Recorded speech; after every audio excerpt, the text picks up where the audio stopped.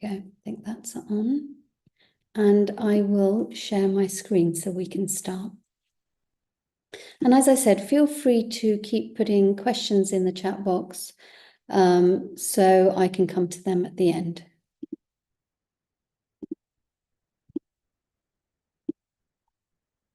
Will you be able to see that? Yes, I think it's coming up, and I'll keep an eye on the chat box as well. So yeah, if anything comes up for you, do let me know. Okay, so today we're talking about domestic abuse. I want you to understand the definition. What is domestic abuse?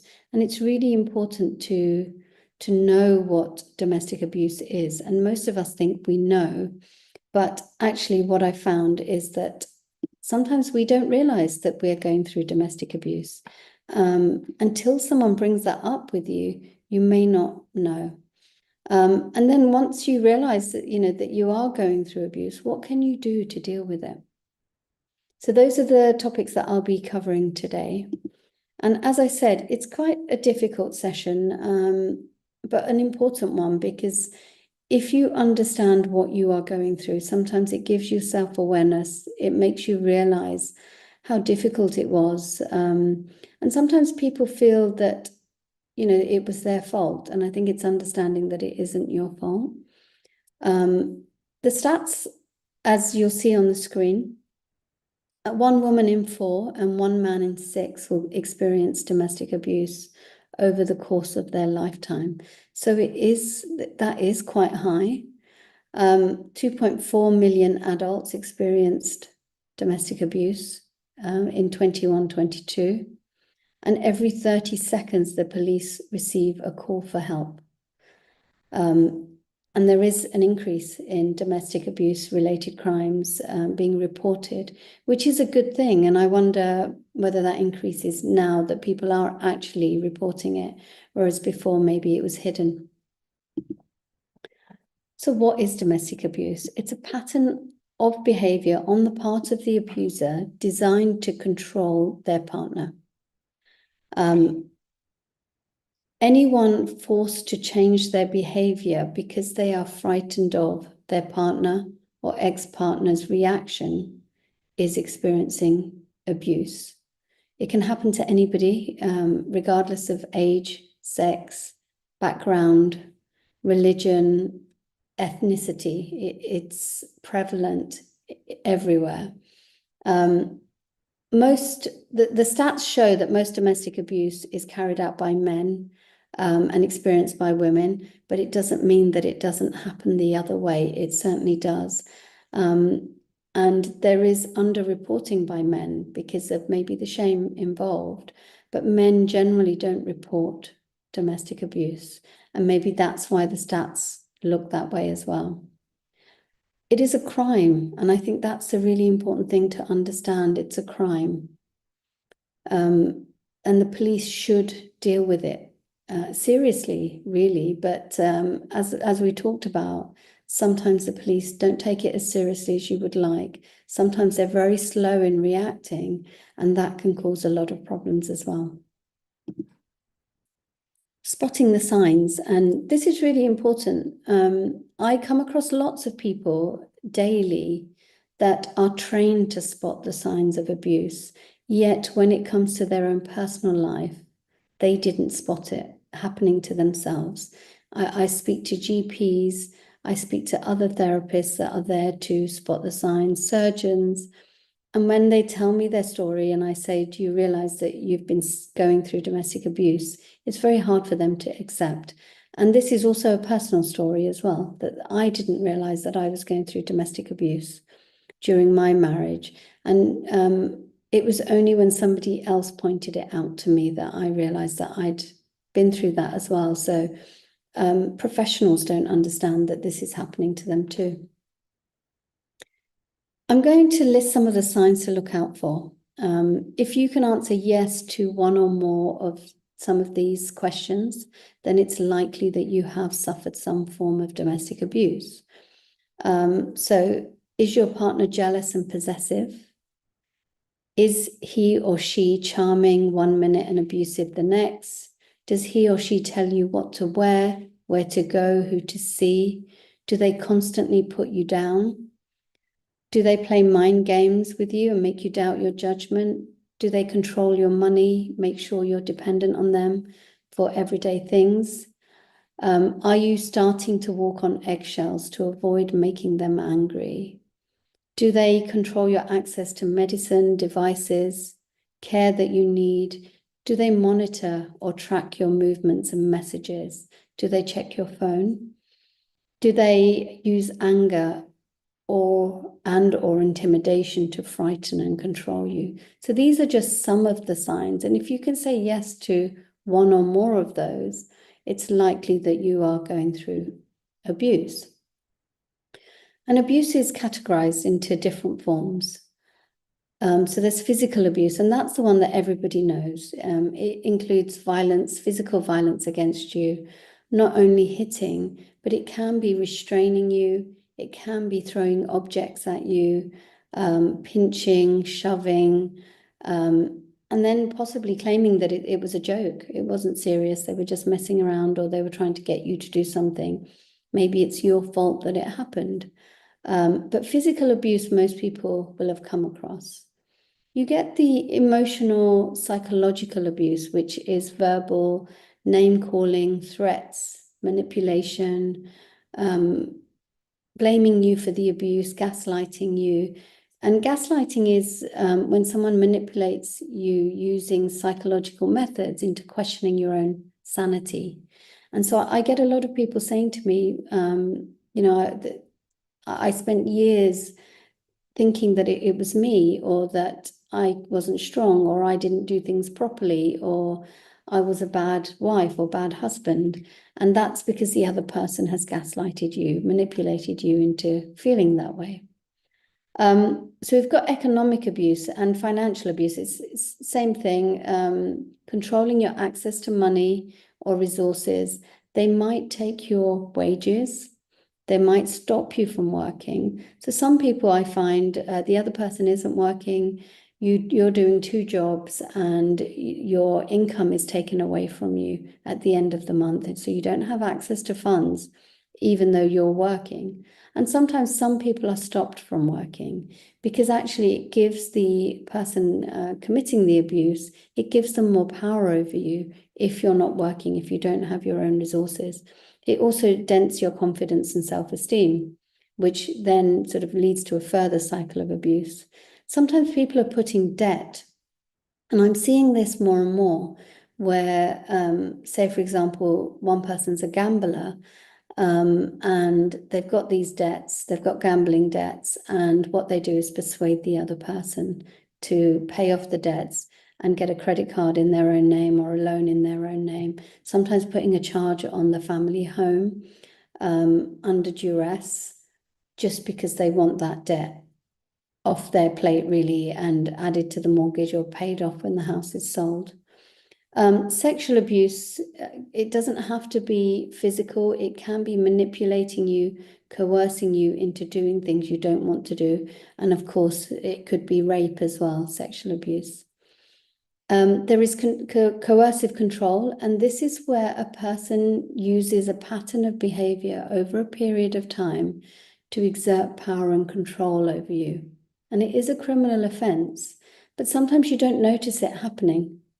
It happens so slowly that you don't notice that you are suddenly being controlled. That person maybe is dominant and really wants to have control over you. So that can be abuse as well. Again, I've mentioned financial abuse there, and it's a way of controlling a person's ability to acquire, use, and maintain their own money and resources. And it takes many forms, as I mentioned. So do look out for that as well. Sometimes abuse can carry on even though you're separated. So financial abuse could be where, for example, you might have children and the other person withholds child maintenance payments because they know that you will struggle, and they know that that struggle is a form of control over you still. Recently, we see a lot of tech abuse. That's coming up a lot more these days. Tech abuse can be sending abusive text messages, demanding access to your devices, tracking you with spyware. And I think you mentioned this, one of you as well, sharing images of you online. I've recently seen a lot of situations where people are hacking into emails, hacking into Wi-Fi. So really important that you keep your privacy strong. So change all your passwords, maybe have a new email address. If you feel like there is something going on, get it investigated. We recently found out somebody was hacking into Wi-Fi, and everything that was being done on a laptop was that person had access to. So check your iCloud. Is it syncing with your partners? Do they have access to all your passwords so that you can stop some of this abuse happening? It is a crime, and the first thing you need to do is speak to the police. I know it's really hard to do. Call 999 if there is an emergency. Don't wait till you feel completely unsafe and there's, something sort of bigger happens. It's okay as long as you feel threatened, you feel intimidated, or the person's being aggressive, you may need to call the police. The police may attend at the scene if they believe that they need to come along to protect a person's safety or protect you from further abuse or violence. They may arrest the person responsible. It might be that they don't arrest the person and they just say, look, this is a domestic situation and one of you needs to leave. We can't leave you both like this because there is a danger of violence or threats of violence. So they may not arrest the person, but they may just ask them to leave, or they may ask you to leave. So sometimes that could be what happens. Lots of people don't want to report things, incidents to the police because they're worried that the person will get in trouble.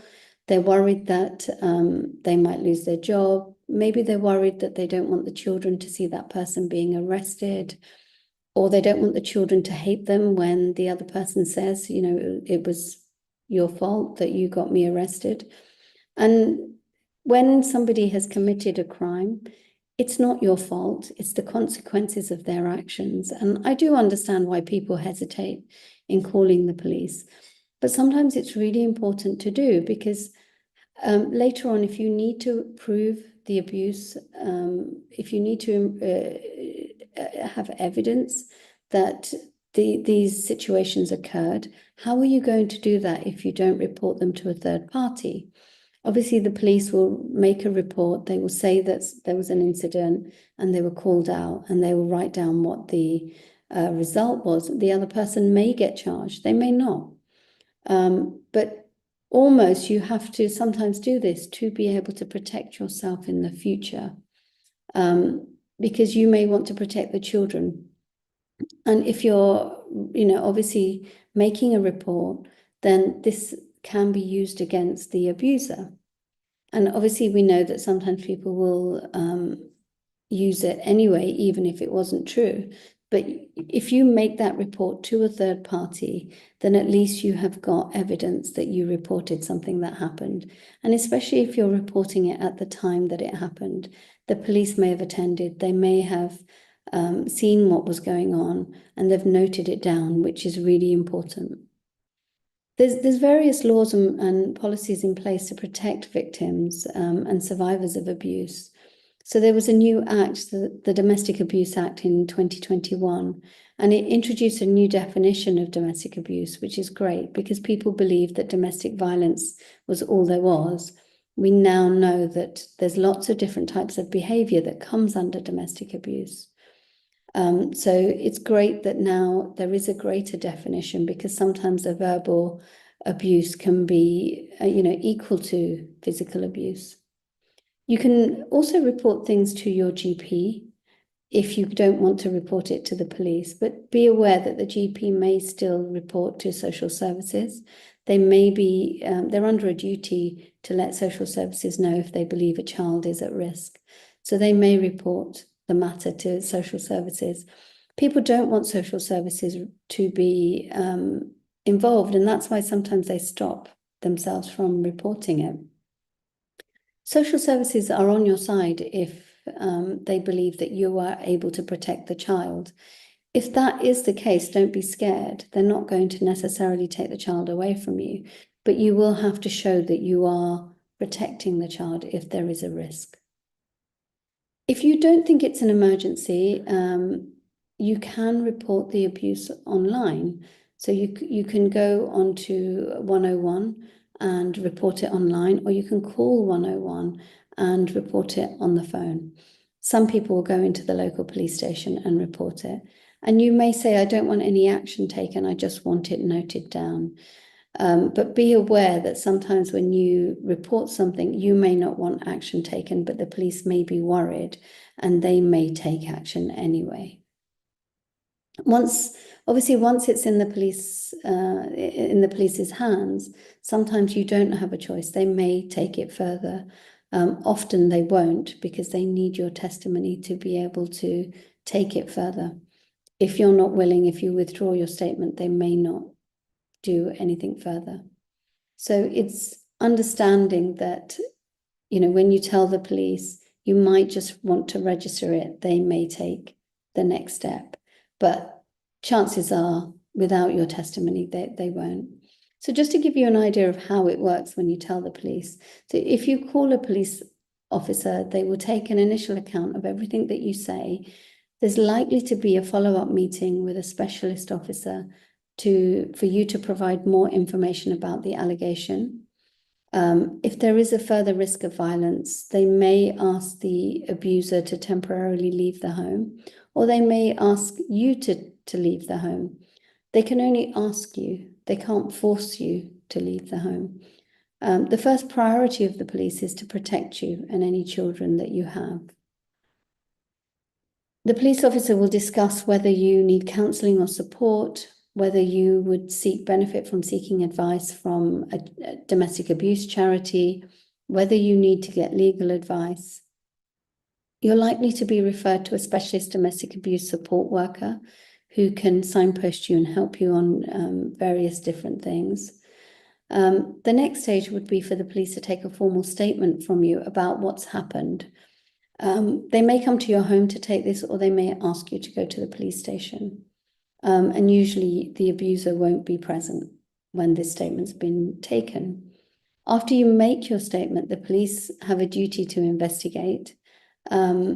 The investigation doesn't have a set time, and that's why sometimes you don't hear something straight away. It can take anything from a few hours to a few months to hear back from the police as to what they're going to do. And that might be because they don't believe that there's an immediate risk. It may be that they've got a lot of backlogs and they've got a lot of other work to do, and so therefore there is a delay. If the police decide, they may arrest and interview the abuser about the offence at the police station. They may decide not to arrest the person, and there may not be an interview necessary, but sometimes they will arrest the person and interview them. They could be held in police custody for up to 24 hours. Again, sometimes they're spoken to and cautioned and they're free to go. But if they do decide to arrest somebody, they can hold them. You should be notified by the police once the suspect has been released. So if somebody is arrested, they've been abusive, you've called the police, they get arrested, they're kept in police custody. As soon as the police have dealt with them, it may be they're not charged, but they allow them to leave the police station, you should be notified. In practice, they're not very good at doing this.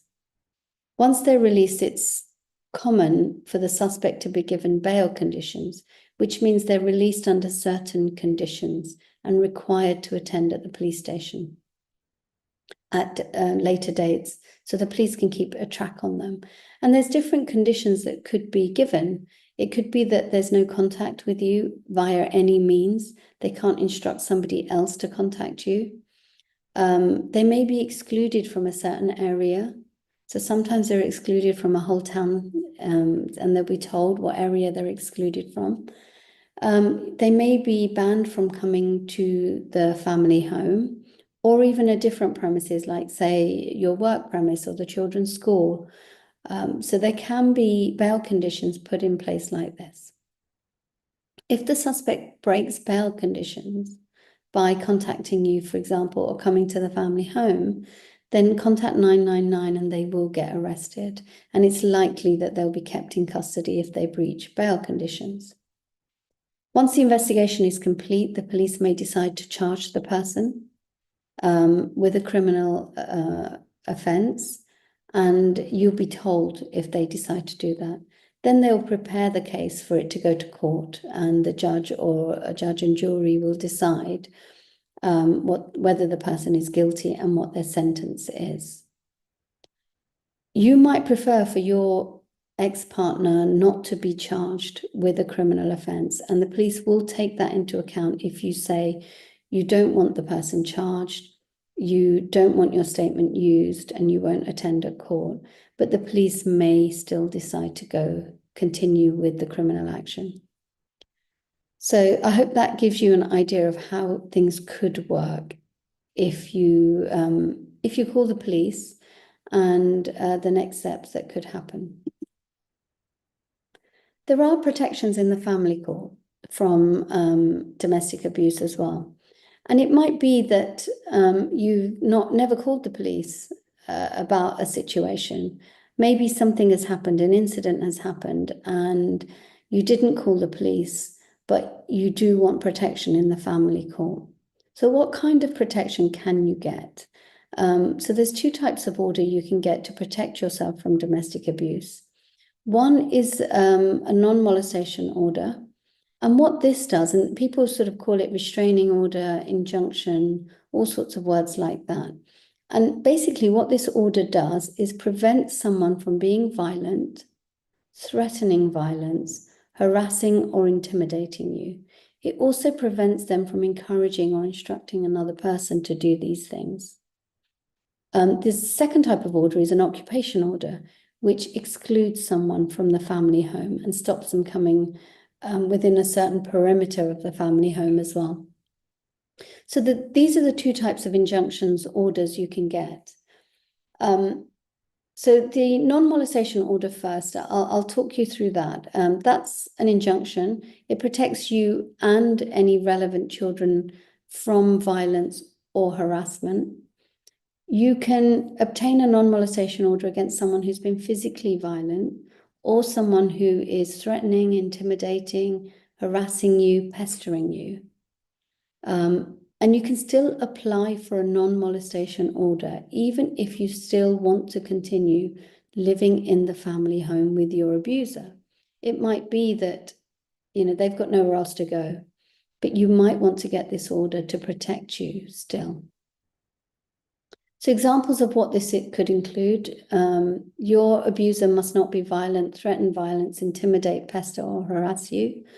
You can have also that they must not contact you by telephone, email, social media, or in person. You might say they must not attend or contact you for any reason at your place of work. Again, you can have schools in there, you can have any other spaces that you need protection from. It doesn't cover, say, a third person. So you might say, well, I'm getting a non-molestation order. I want my parents covered. It won't cover them. They may need to get their own order. When the court is considering whether to grant this order, they will consider all of the circumstances. So everything that's happened in the past, any current or recent incidents that occurred as well. So they're looking to secure your health, your safety, your well-being, and that of any children as well. So you will need to show the court how your health is affected or has been affected, what happens with your safety, how you need to protect your well-being and that of your children as well. So you are at risk if this order is not granted. They may not grant this order if there are bail conditions. So just so you're aware, if the abuser has got bail conditions not to contact you, not to come near your place, your house, or the family home and or the children's schools, you might find that the court will say, well, the bail conditions cover you, so we won't grant this right now. So The non-molestation order can stop your ex-partner from approaching you in the street and coming to the family home as well. An occupation order, it deals with who lives in the family home. So it can order your abuser to move out of the home or to stay away from the house. You can order the abuser to stay within a certain distance away from the house. Sometimes you can get an occupation order and carry on living together. This is something new. It used to be that the abuser was usually asked to leave. But sometimes the judge will make an order where you both live in the property and there is an occupation order in place. And what would happen in that situation is that the abuser would be asked to stay in certain parts of the home at certain times. So it might be that the person is asked to have their own bedroom and remain there. And you would have your own bedroom and that's where you would stay. It might be that the lounge is used for the children and you both have time in the lounge and time in the kitchen. The abuser can be ordered to continue paying the mortgage and bills or rent. It's really important. Sometimes people forget this provision, that if you are asking for the court to make an order that the abuser have to leave the family home, they can still continue to pay the mortgage. So you can get an order like that. Getting an occupation order is very difficult because you are asking someone to leave their home. The courts will not do it very easily. So when they're considering it, they will look at the housing needs and resources of you, the abuser, and of any children, your financial resources, the likely effect of this order or not making an order, your behavior towards your abuser, your abuser's behavior towards you. And the court will also look at the harm that you and any children may suffer if the order is not granted. The court can make an order, a non-molestation order and an occupation order together if it's appropriate. And whether you were married or not, it doesn't matter. You can still get a non-molestation and occupation order even if you were cohabiting and not married. So who can be protected? You can be protected yourself and any relevant child under 18. So you need to think about who you need protecting as part of this. You can make a non-molestation order. Can you keep yourself on mute, please? Just so it doesn't disturb the rest of the people here. I'll try and put you on mute if I can. So you can ask for a without notice order. And what that means is an order where the other person is not aware that you are getting it. They would find out later on that you have obtained this order. So you would be in court on your own, obtaining this order on a temporary basis. Sometimes the court will ask you to return to court for a hearing, so the other person gets a chance to put their side forward, which can be really important. The court won't just grant this without evidence and without hearing from the other person. Sometimes they do grant it for 12 months if it's a non-molestation order. You may get that for 12 months because actually nobody should be threatening you or violent towards you or be aggressive towards you. But if there is an occupation order necessary, you will be asked to come to a second hearing. Legal aid can be available through a family law solicitor to apply for these orders. So think about whether you would be eligible. The eligibility would be based on your income and your capital, your savings. So you would need to contact a solicitor for them to check your eligibility. If you're on low income with little or no savings, you might be eligible.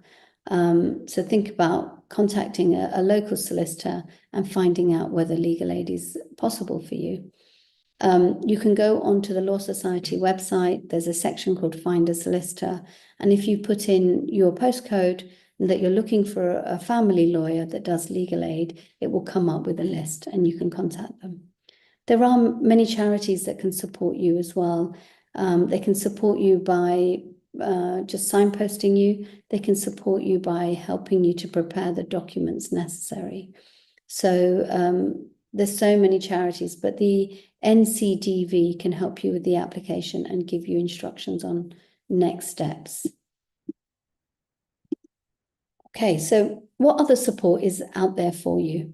So you might be in a situation where you are experiencing abuse, but you don't want to call the police for various reasons.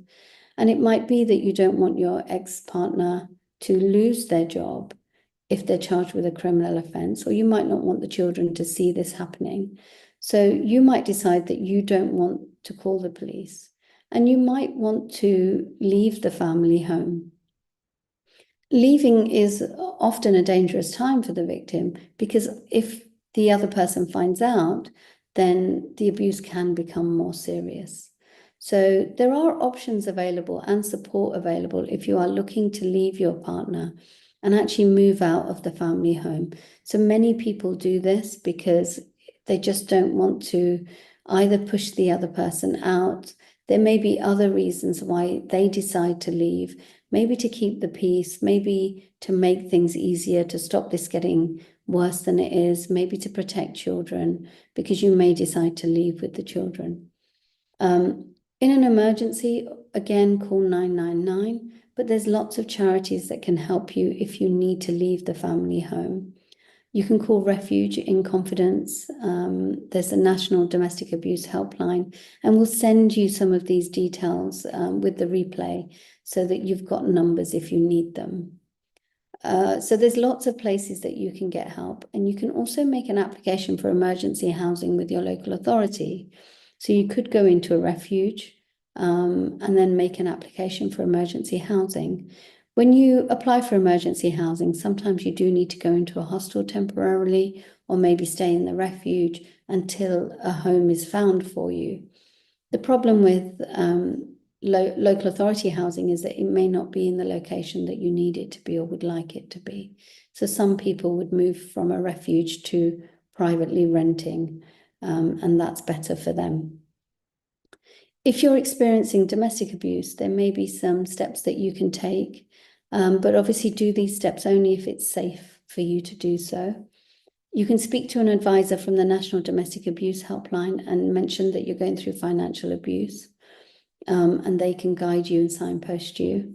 You can freeze any joint accounts if you're worried that the person will remove money from the joint accounts or go into overdraft, which is domestic abuse, because they may leave you to pay it. Make sure you change your PIN numbers, online banking passwords, so the person does not have access. Be clear of what is in your name and what isn't, so joint assets, tenancy agreements, mortgages you might have, bank accounts, credit cards. Start to get really clear on your situation so we can protect you in any way that is possible. Know where your important financial documents are kept and keep copies in an emergency bag or with a friend. So if you haven't left the family home yet and you are thinking about doing this, make sure you start preparing beforehand. Really important, so that you're not suddenly leaving and leaving everything behind. So if it is possible for you to start preparing, making sure you've got copies of, say, your spare keys for your car, any investment properties you might have, any important financial information, you could prepare a bag and leave it with a friend. But consider talking to free services such as Citizens Advice Bureau, Step Change, the Money Advice Service, to work out what other options are available for you. You might be entitled to benefits, and you can check that on a benefits calculator, which you can find online. So you'll know the benefits that you could be entitled to, which can help you as well. There is the initiative called Ask for Angela, and it seems to be growing at the moment, which is great. So retail businesses, pharmacies, bars, clubs, and other licensed businesses all recognise the Ask for Angela initiative. If you feel unsafe, vulnerable, threatened, you can discreetly ask staff, venue staff, for help. And what you would say is, I want to speak to Angela. And they may not have an Angela there, so they should know that this is a code to indicate that you are feeling scared, you're vulnerable. And the staff are trained to deal with this situation. So they may just reunite you with a friend. They may call you a taxi. They may just sit you down in their office, call venue security or the police. And there is Clare's Law as well. This is a domestic violence disclosure scheme. It gives the person in a relationship the right to ask the police if their partner may pose a risk of harm to them.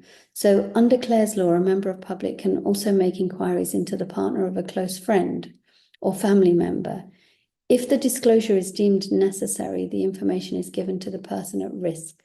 So say, for example, you know somebody at risk and you ask for this information, it wouldn't be given to you, it'd be given to the person at risk. The person at risk can also ask whether their partner may pose a risk of harm. Trained police officers and advisors can then provide support to the victim.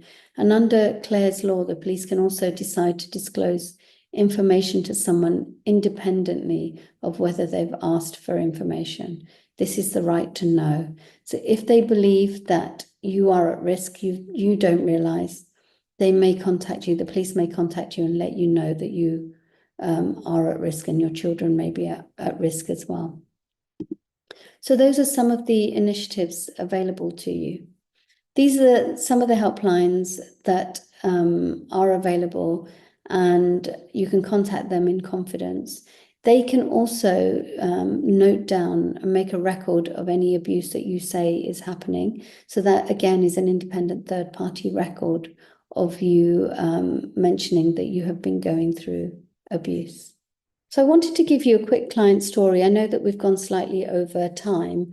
So this was a client that worked with me, and I'll call her Sophie. She had actually worked with a solicitor prior to coming to me. She'd already spent £27,000, which is a shame that she'd spent so much money.